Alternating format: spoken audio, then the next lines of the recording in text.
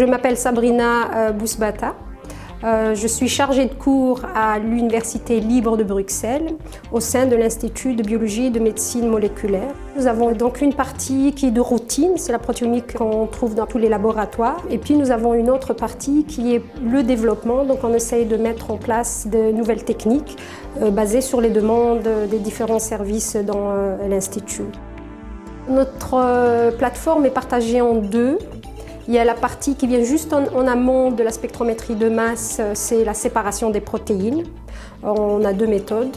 On a la méthode sur une seule dimension, sur gel, ou la méthode en deux dimensions. Ça veut dire on sépare les protéines selon leur pH et leur poids moléculaire. Ensuite, les protéines sont analysées par spectrométrie de masse. On a deux instruments, ce qu'on appelle le MALDI-TOF, qui permet d'avoir une empreinte de la protéine.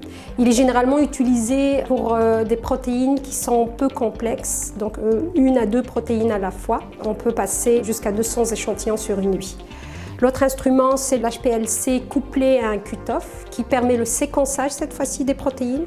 On peut travailler sur des échantillons qui sont beaucoup plus complexes car le fait d'avoir une HPLC permet encore de mieux séparer les peptides et puis de les séquencer directement par le spectromètre de masse. Donc dans l'industrie, nous avons pour l'instant deux collaborations. Une, c'est le contrôle des qualités des protéines, leur pureté, que ce soit dans la production des protéines, mais aussi en pharmacopée, donc par exemple les hormones de croissance. Pour ce qui est du domaine de la recherche, on a été impliqué dans l'identification de marqueurs de maladies.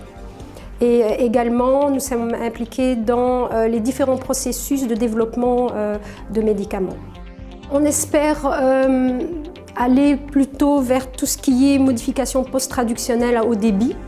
On est en train de faire nos premiers tests en collaboration avec des équipes au sein de l'Institut et on espère que ça intéressera des entreprises parce que les modifications post-traductionnelles, c'est l'avenir de la protéomique.